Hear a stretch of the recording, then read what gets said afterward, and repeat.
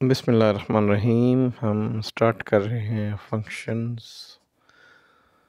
अगर आप डेफिनेशन देखें जैसे यहाँ पे आपको नज़र आ रही है, function is a group of statements that together perform a task.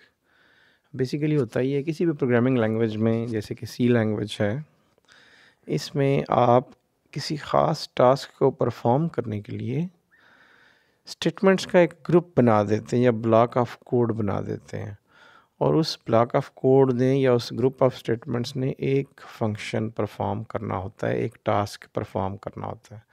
तो वो पूरे का पूरा जो ब्लॉक ऑफ कोड है या ग्रुप ऑफ स्टेटमेंट है, उसे फंक्शन कहा जाता है। ठीक है।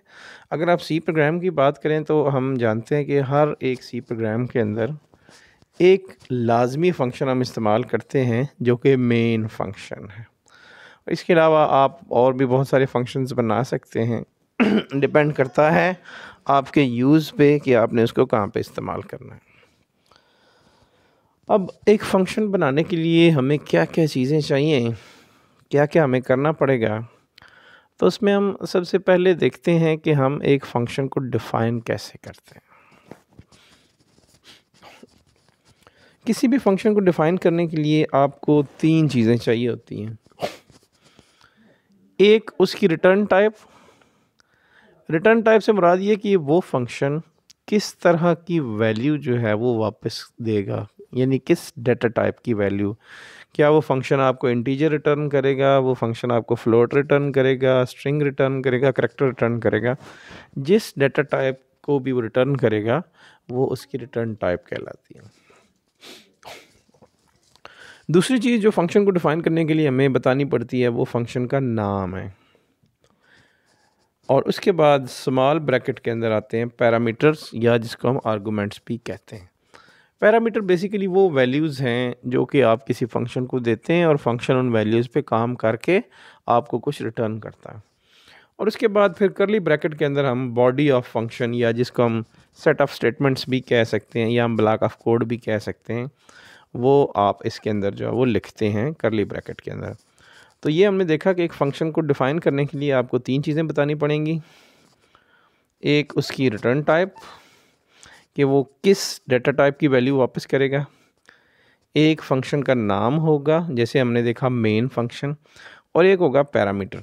पैरामीटर बेसिकली क्या है, आपने फंक्शन को जो वैल्यू देनी है वो आपको स्मॉल ब्रैकेट में लिखनी पड़ेगी और वो पैरामीटर्स कहलाएगी।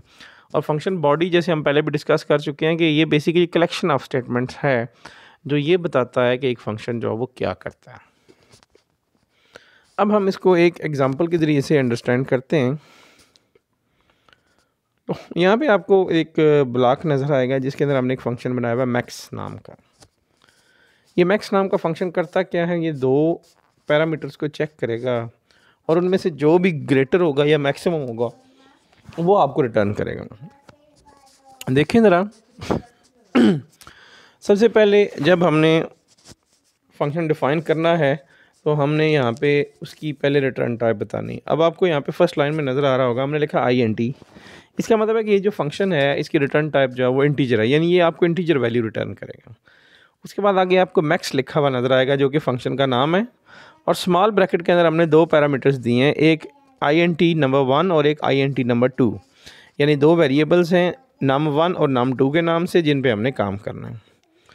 और उसके बाद हमने एक वेरिएबल रिजल्ट का बना लिया जिसकी डेटा टाइप हमने इंटीजर रखी है, क्योंकि हमने रिटर्न जो है वो ऑब्वियसली इंटीजर डेटा टाइप करनी है। अब हम चेक करेंगे इफ़ स्टेटमेंट के ज़रिए से। इफ़ स्मॉल ब्रैकेट के अंदर हमने लिखा है num1 is greater than num2। अगर num1 जो है वो num2 से बड़ा है तो क्या करेगा, रिज़ल्ट वेरिएबल के अंदर num1 की वैल्यू प्लेस कर देगा। अगर ऐसा नहीं है तो फिर रिज़ल्ट वैल्यू में num2 की वैल्यू रिप्लेस कर देगा।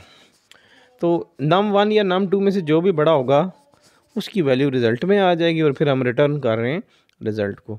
ये था कि हम एक फ़ंक्शन को डिफ़ाइन जो है वो कैसे करेंगे। हमने देखा कि फ़ंक्शन डेफिनेशन में आम तौर पे आपको फ़ंक्शन की रिटर्न टाइप बतानी पड़ती है, फ़ंक्शन का नाम बताना पड़ता है, पैरामीटर्स, और उसके बाद फ़ंक्शन बॉडी।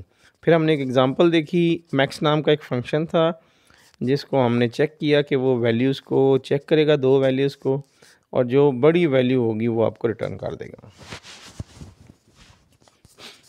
अब ये जो फंक्शन डेफिनेशन है जो भी हमने देखी, ये या तो आप मेन प्रोग्राम से पहले लिखते हैं या आप मेन प्रोग्राम के बाद में इसको इस्तेमाल करते हैं।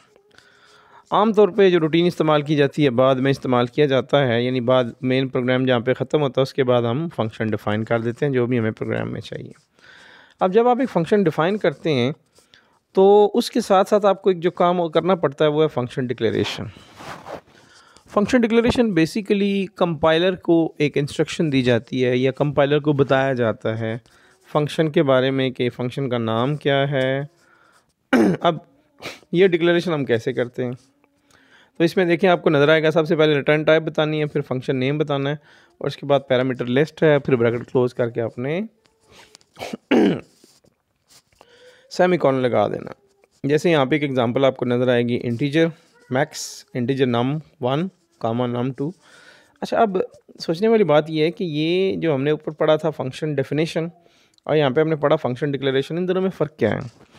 फंक्शन डिक्लेरेशन आम तौर पे हम मेन प्रोग्राम से पहले जहाँ पे आप हेडर फाइल्स शामिल कर रहे होते हैं वहाँ पे लिखते हैं और उसका मकसद ये होता है कि हम कंपाइलर को बताना चाहते हैं कि इस तरह का हम एक फ़ंक्शन अपने प्रोग्राम में इस्तेमाल करेंगे। और फंक्शन डेफिनेशन जो है वो आम तौर पे हम मेन प्रोग्राम के बाद जो है वो इस्तेमाल करते हैं। ठीक है, फंक्शन डिक्लेरेशन सिर्फ एक लाइन पे मुश्तमिल होता है जिसमें आप data type, return data type, function का नाम और पैरामीटर्स बताते हैं और एंड पे सेमीकोलन लगा देते हैं।